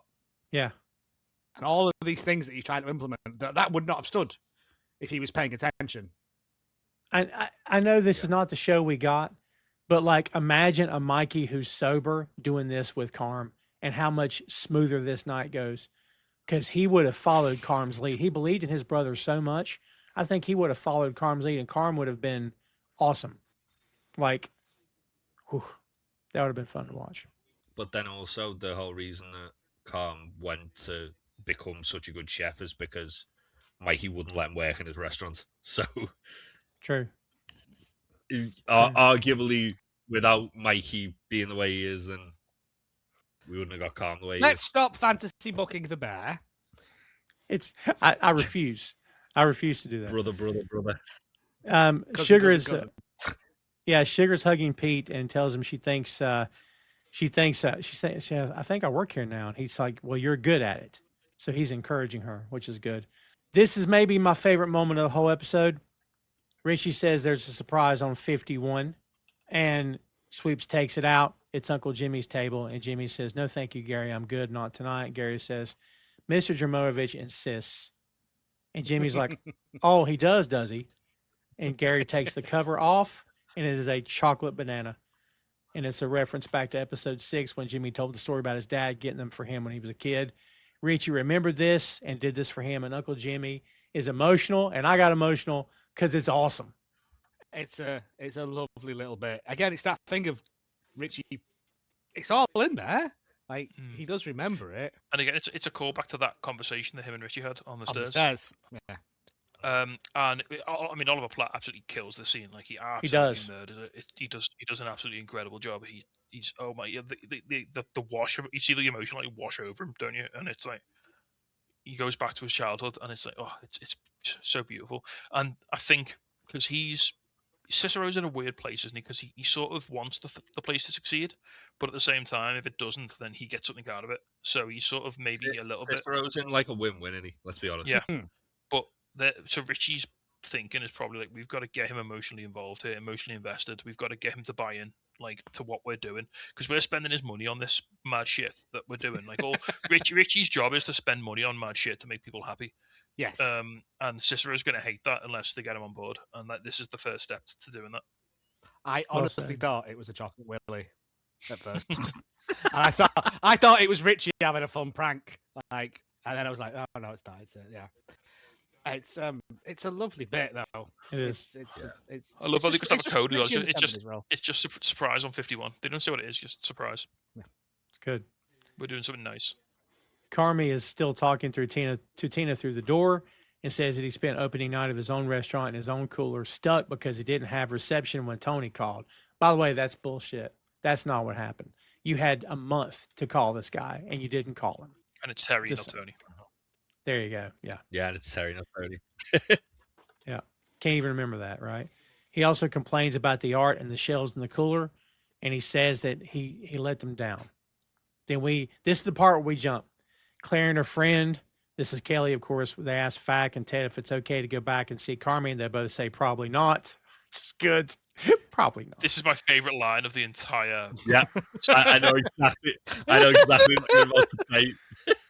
So Fact tells Jabba's got his ass. He's in there solo. So if you're not a Star Wars fan, this is in reference to when Han Solo was frozen in carbonite at The Empire Strikes Back because 100%. Carmy's stuck in the fridge. And at the same And it's time, he incredible. and Ted both say Han Solo. It's good. I love the fact that, like, because he doesn't want to lie to her, he's just like he's saying it in like riddles. He's skirting around it, yeah. 'Cause she's Yeah. like, just tell me what's happening. Yeah. Is Tina that tells nice? Tina tells Carmy through the door that it's not Tony, it's Terry. Terry is the fridge guy. This makes it worse for Carmy, who says, maybe I'm just not built for this. And meanwhile, Sid is looking at the printer. By the way, I'm trying to figure out what this is. Maybe it's just a psychological thing. She can hear it Yeah, so running.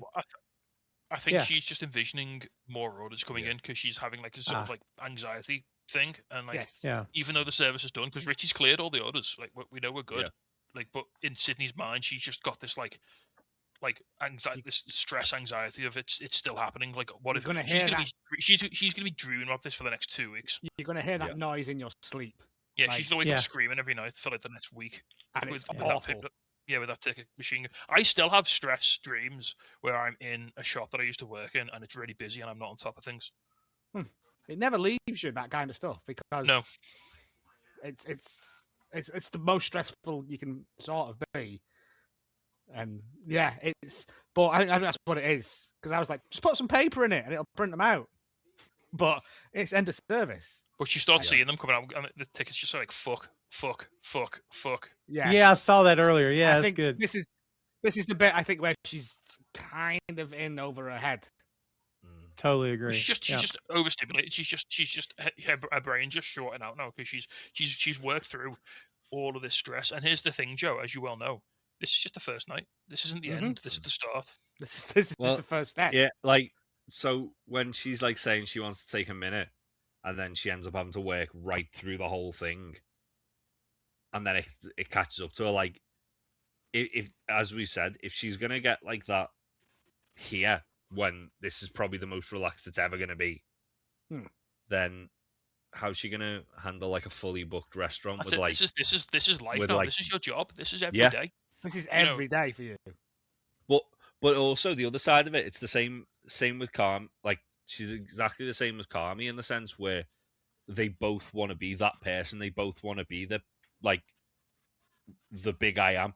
But They both want to be Carmy- the guy.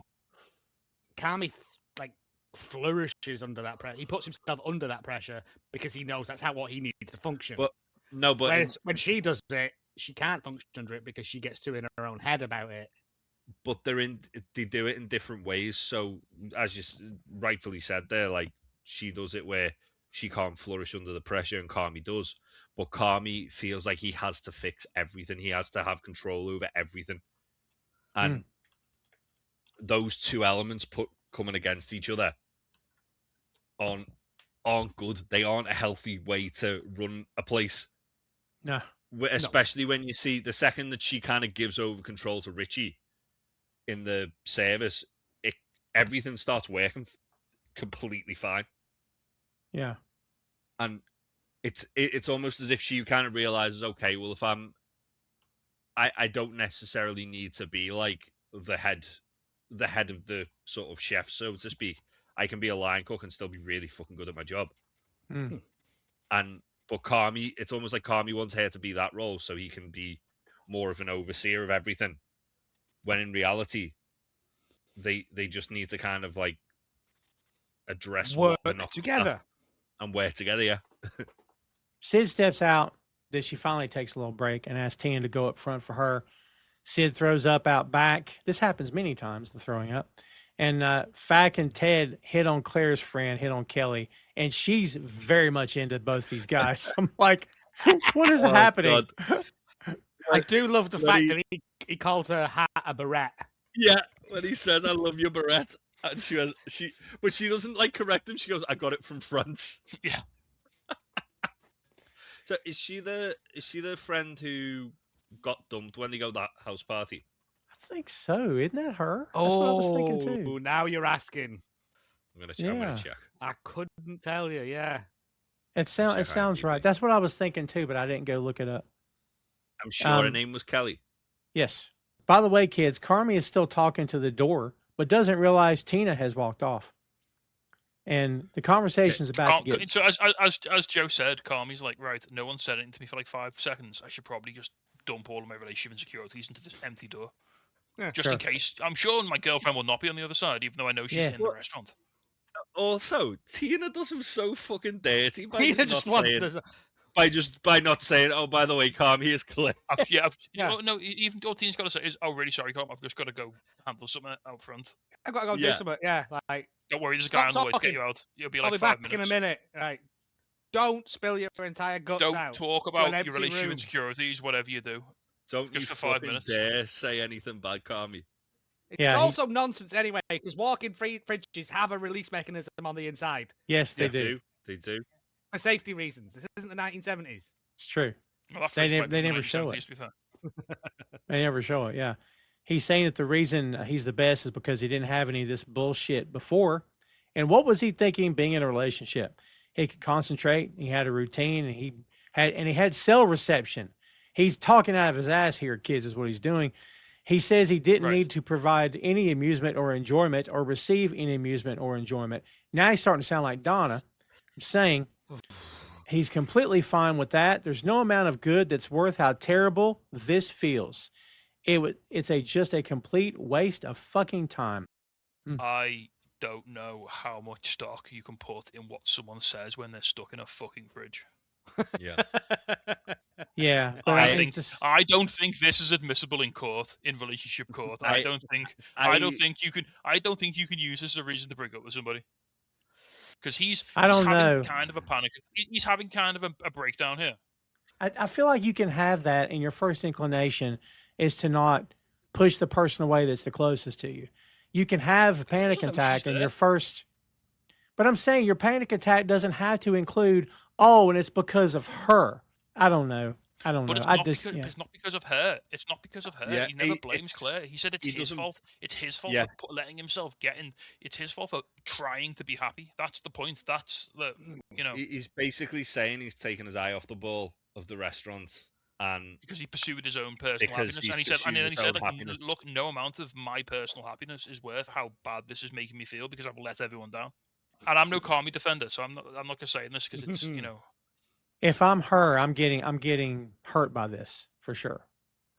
Oh yeah, 100%. But at the same time, like I feel like I don't feel like this is going to be them breaking up. Obviously, you guys know more than I do, but I feel like this is more. All right, we're going to have a conversation. Let me explain. Because Carmy's like been locked in a fridge for what we assume is about an hour at this point. And he's not even draped meat over his shoulders to keep himself up. He's not even made a meat cloak yet. Yeah. Even Stegall did that in Under Siege. Yeah. But he's What's clearly the lunch, Casey? Subs. He's clearly like getting in his own head about everything. I mean, he's hallucinating fucking Joel McHale in the corner. He's having his little road to Damascus moment, isn't he? Yeah. Yeah, he's having a bit of a moment. He's again, as we've kind of like said, he's losing control over the restaurant, which is the one thing that he felt like he had, or he felt like he'd finally got by deciding to rebrand it as the Bear. And then the biggest night in like the place so far, and he's stuck in a fridge while everyone else is just getting on without him and doing better than when he was there helping out. Yeah. And well, she says to him, "I'm really sorry you feel that way." And of course she had walked up when he didn't know she was there, he calls after her, but she walks away. I mean, dude, at that point, again, I'm not on his side here because I'm thinking, what are you calling after her for? This is what you wanted. She's obviously going to be done now. This is what you wanted. Like he flat out told Tina, that's what I wanted. Like, no, I got no sympathy for this guy, man. Like I get it's the thing of though, you don't want to hurt Claire Bear's feelings though. No, like, but also Carmy is such a wet wipe. Yes, he would have kept this going to the detriment of himself because he's too afraid to hurt someone's feelings like that. He can yell and cuss at Sydney, but like he can't do it the other way. This was the one bit of the entire thing that I was just like, you wouldn't keep talking. If you were talking for 5 minutes and you got nothing back, you didn't go, you'd stop, wouldn't you? You'd just like, I'm just going to eat some tomatoes or something. like, Yeah. You wouldn't be like, and here's what's wrong with the Welsh. Like, you just wouldn't. Richie walks up and asks her what's wrong. I love this, by the way, because we thought we were going to get all Richie, and we did not. She just thanks him and tells him it was really beautiful, and she walks off. And he gets that look like, what the hell? So he goes to the cooler door and says, didn't scream. He just says, Carmy, what the fuck did you just do? What'd you say to her? Very mild-mannered. And that's when Carmy starts yelling at him. And he's saying, shut the fuck up over and over and over again. Get me the fuck out of here, please. Richie says, oh, yeah, I'll just get you the fuck out of here, Donna. So who thinks that was over the line? I thought that was over the line. But no, I think Carmy needs to hear it. Yes. Not at this moment. Not at this moment, mate. No, absolutely at this moment when he's a caged animal. This is kind of like an intervention from Richie here now. This is like a fucking come to Jesus moment for him. Oh, it's the new Channel 5 show, is it this? Like, fridge intervention with Alan Carr. Like, every week, Ebon Moss-Baccarat locks someone in a fridge and calls them a name that will like make them react like Carmy does here. And much like Carmy's had a rough night. Calling him that is just, I don't know. Much like other weaselly bastard Nathan Shelley, Carmy spits on the fridge door. Oh, I've written in my notes, dirty boy. I do not like spitting, as it's been well established. In a fridge, someone's got to clean that. In a fridge, yeah. On your fridge. That's your fridge. Yeah. Like, that's what. To be fair, he's gonna need a new door after they have to get the fucking. It's true. You just wedge a door chair against it. Be good for a couple more months. Yeah, and then Carmy goes to places he shouldn't go. He calls him a leech, mentions his kid taking low blows, and Richie, like you guys said before, he calls him a loser. He says, "Yeah, you're a leech on our family. You're a loser. Yeah. Your kids, you failed your kid." Well, and then Richie hits him with the fucking Uno reverse card. Yeah, he's like, "Yeah, I had to bury your brother without you."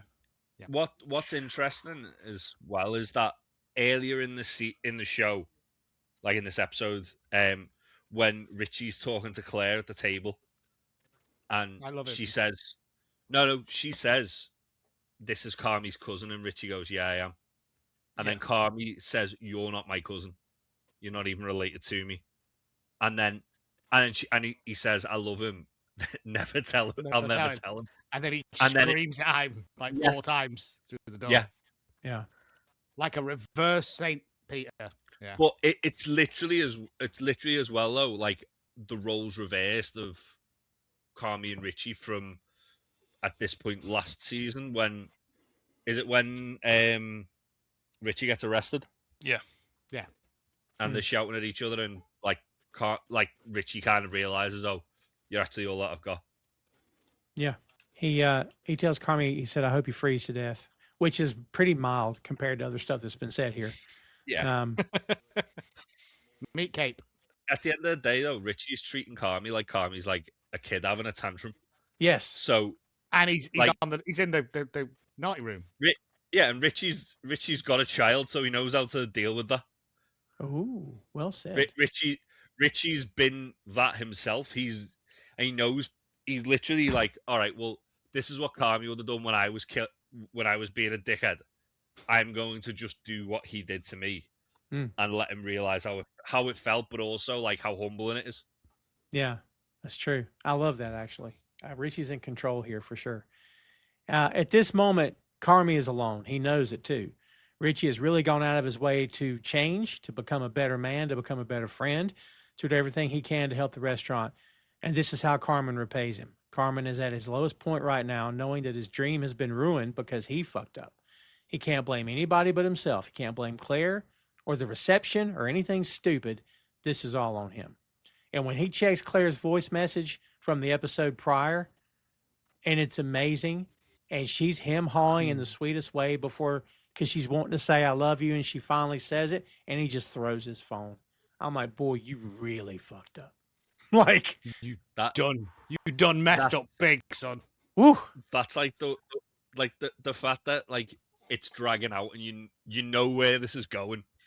I mean, and she Carmy, starts it with, I still have a massive crush on you. And you're like, oh, here we go. She's going to say it. Yeah. And then Carmy but sat next to that door, it, covered in spit. But before she says it as well, though, she says, Mikey would have been so proud of you. That's gutting. Yeah. It's like literally all the shit why Carmy should not be being such a fucking little bitch like he is here. Yeah. Totally agree. I totally agree. Yeah. So just to give you a bit of context for, again, this is pinged straight off the Wikipedia page, but it's an interview from Jeremy Allen White with Deadline Hollywood. So talking about the scene and sort of the Carmy in the fridge scenario. And he says, control is so important to Carmy, and to lose control in just one fell swoop of that door closing is agonizing, and then not being able to be there. And then, of course, I feel like Carmy's mum is kind of off limits in arguments, and that's like an understanding that Richie and Carmy have. It's a place you don't go to. When Richie slips and calls Carmy Donna, I think that's the real trigger, and it's the beginning of the end. And then Moss Bacharach said, I'm glad the portrayal of the character is not so basic and TV-like that he spends 4.5 days at a Michelin-star restaurant and all of a sudden he gets the Cinderella makeover. So he is still fallible. He's still prone to that little spike of anger like we see in this scene. He saw Carmy happy. He saw him and Claire together happy. Yeah. He saw Claire leave, upset, and he's like, "What the fuck have you said?" Yeah. And not for nothing. Like he's trying to help him. He's like, "Well, maybe we can fix this. It's not impossible." And he just gets grief. And Richie's still Richie. I think as well though, like Richie's been accountable for the fact that he wasn't perfect. Yeah. Like, and he even though he's massively improved, he's still accountable. That like that episode where he goes around apologizing to everyone. Yep. And Richie, saying, like, Richie in this is like Chandler in Friends. He's the only one who understands he's a bad person. Yeah. And but and he accepts it because he knows what he is and he's comfortable with what he is. But basically, like, for the entirety of Carmy, like, starting to feel sorry for himself in that fridge, he's not been accountable for the fact that it's not because he's happy with Claire. It's not because of like this or like his phone signal. It's because he's not been doing it. Like even when he's been at the restaurant, he's been like vacant. And he's not taking accountability for that. So when Richie actually calls him out on that, it's and obviously he brings Donna in, which is like kind of off limits. But when he like kind of calls him out on it, it's like, well, maybe you should actually just like take a look in the mirror and actually realize, no, you aren't pulling your weight. Everyone's saying it, and there's stuff that you should have been doing. The stuff that you said you wanted the final say on that you've not had the final say on, and the restaurant's opened and it's not to your liking, and whose fault's that? Right. Yeah. You've no one to blame but yourself. And back to the Donna thing real quick. I know we've talked to death, but like in my head, I'm writing my own story and I'm thinking, Richie's, even at his most volatile, he's not so dumb. He has watched how she has talked to the family over the years, and he's heard the things she said.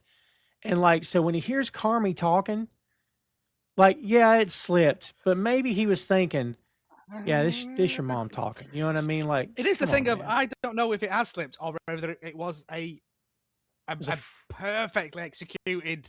Yeah, I think Richie's had that. I think he's had this in his pocket for a while. He's had that in his locker for Years. I think he's like. That's the break glass. That's like in case of meltdown. Yeah. This is the nuclear option. Like, break the glass, hit the panic button. He's in a locked fridge, so he can't get me. But also, like, how do we know that Richie's not done that to Mikey as well? Maybe he has. Mikey and Donna are different relationship. We don't know. We're getting into hypotheticals with that.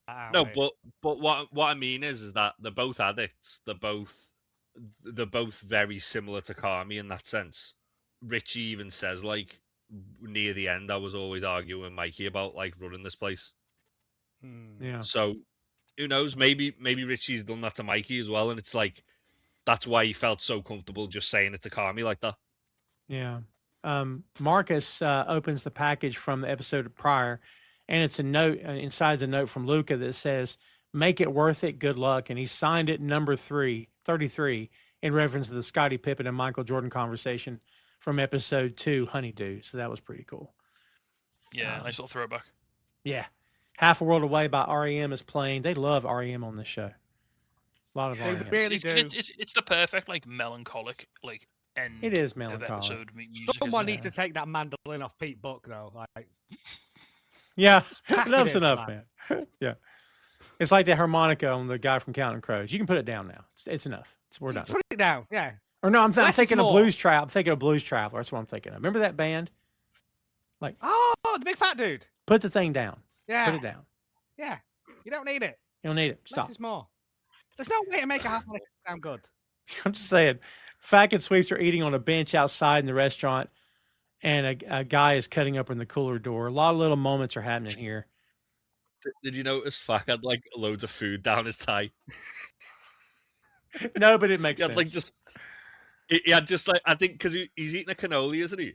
And he's See, just it's like got something. I couldn't work out what it was, but yeah. couldn't it looked like a cannoli, but it looks like he's got like cream or sauce or something all over his tie.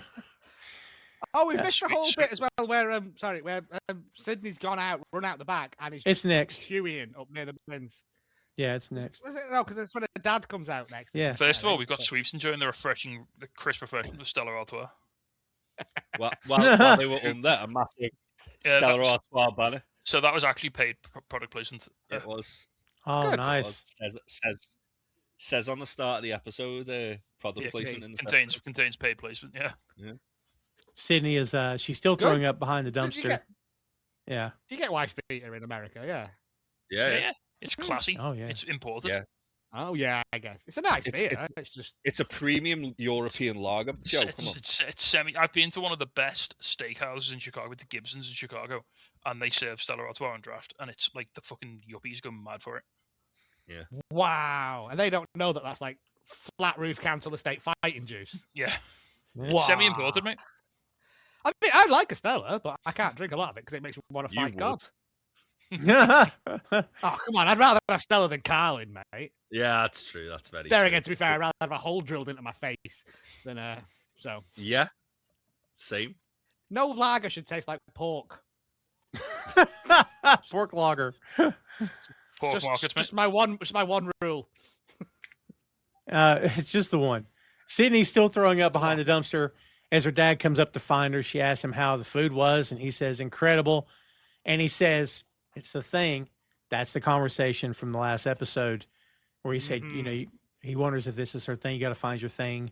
He tells her this is the thing. He is so impressed with his daughter.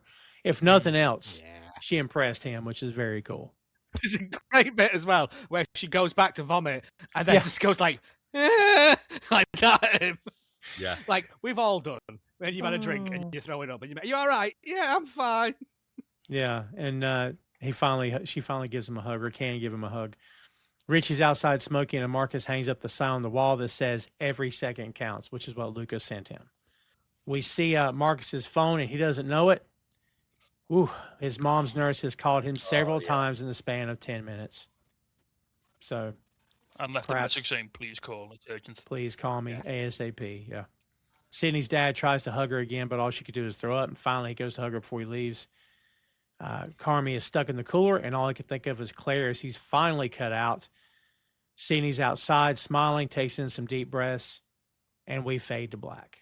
There's something that someone says to the guy who's cutting the door, and I couldn't get I it. totally missed it too. Yeah, I didn't have closed captioning on, so I totally missed it. So I can tell you a bit about that guy. So the guy who cuts Carmy at the fridge, it's a guy called Steve Hull, who is actually the construction coordinator on the set. Beautiful, lovely. Beautiful. It's well done. I mean, it was a hell of a look. Steve, you want to be in the show? Yeah. All right. Like, it's pretty cool. Boiler suit and a cowboy hat. Yeah, It's a bold look. I mean, you need a man who can handle power tools because he's like really like you can't fake that. He's really cutting that door. Oh yeah. Oh yeah. The last notes I have here is the show is known for its chaos, and at this point, we all expect it. But the hope was that finally there would be some relief, perhaps from the constant turmoil, and that everyone would be on the same page. Everything was fine until it wasn't. And in the end, the guy whose vision that brought us here is the one that ends up self-sabotaging.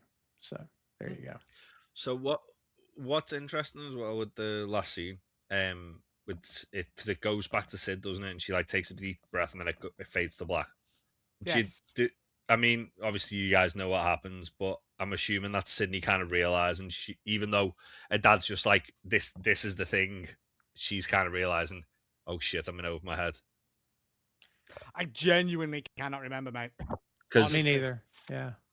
She looks as if she's like pleased that her dad said that, but also like very, very, very worried. I think she's naturally quite an anxious person. I think she's just a bit overwhelmed. Yeah, it's probably the wrong profession for her, to be honest. Yeah. But she's got to grow. She got to grow real fast if she wants to do this every night. Oh yeah. Yeah. It might be the fact that her dad has got that belief in her now. That's the thing that's, Yeah, maybe she was just a bit overwhelmed and a bit nervous. She was cooking for her dad tonight, and that was a big deal for her, wasn't it? And I generally, from this point on, I've seen them, but could not tell you what happens. Yeah, me neither. I'd forgotten a lot of this one, actually.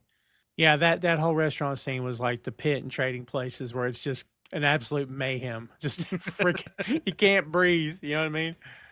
Crazy.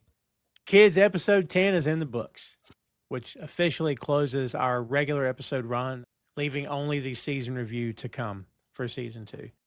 Let's see, Joe, we kicked off the show with you. Let's kick off the final thoughts with you here. What's your final thoughts on this episode? As I said at the start, if it ended here, it would have been perfect. It's one of those things that everyone has grown and developed in ways that we have, from the first season, Richie to where he is now. I never thought about Carmy being such a whiny bitch until it was pointed out to me. But yeah, he is, and he's supposed to be the one that you like, isn't he? But again, this is your big episode, isn't it? This is your season finale, and I think it nails every beat that it needs to get. And also shout out to Pete for like standout, just sad boy performance. Yeah, Tasty, what do you think, man? Yeah, man. As said, Pete killed it. Jamie Lee Curtis kills it. Richie kills it. Everyone kills it in this episode. I saw a really good little snippet. Just as I said to you before, Tom, a lot of parallels to the season 1 finale, but also a lot of differences as well. So season 1 is all about the chaos, sort of clearing and like an uplifting ending, whereas this has been all about sort of coalescing into calm, and then we had a big traumatic episode at the end. Like the trauma comes at the end. It's something that just raises its head back up.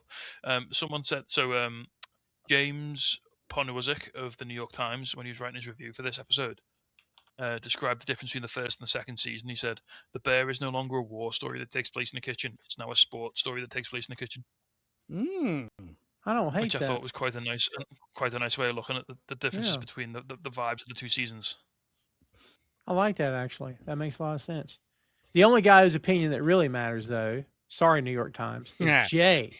Because Jay, every time we watch one, we've seen it, you haven't. How are you going to wrap up season 2 here? What do you think? I think that was just as stressful as Fishes, that episode. No. Wow. Just because, even though Fishes, it was very like claustrophobic and very like, it was basically like a ticking time bomb. With this, it felt like you knew everything was going to go wrong. You just didn't know when it was going to go wrong. And then when it did go wrong, it didn't go wrong the way you thought it would have gone wrong. And it was just like, and every time, all right, we're out the woods now, something else would happen that would be even worse. And Yeah, it was a brilliant episode, especially that sort of like 5 minute scene at the start where it was just like one shot, just like following different people around the restaurant. But yeah, it was a very, very difficult watch, that episode, and I'm very intrigued as to where we're going in season 3, because I think a lot of people are going to need to have a little look in the mirror and realize that maybe they need to take a different approach to this place. Yeah, it's a lot of work in that kitchen, kids, and a little bit of work here, but this is good work. This is fun work, and we hope that everybody has enjoyed the ride thus far. We've sure enjoyed doing it for you, and this has been a fun time for me personally, and hopefully for the other 3 guys here as well. But we are officially wrapping up season 2 here. Next week, we'll be back with the season review. And then you can expect a little bit of time to pass as we get busy working on season 3. So yeah, it takes us time to produce like it takes the big boys in Hollywood, right? So next week, just look out for the season review.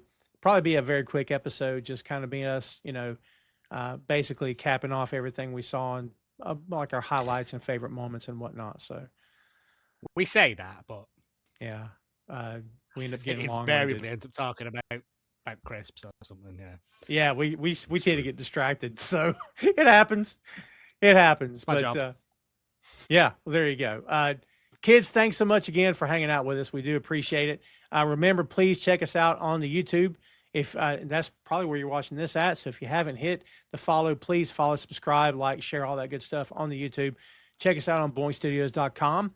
You'll find links to the other podcasts these gentlemen host, and you'll find links to all the shows in the Boink Studios family. Lots of good stuff there to go check out, kids. We got content dating all the way back to 2014. Nothing's behind a paywall. We cover every topic you can possibly imagine.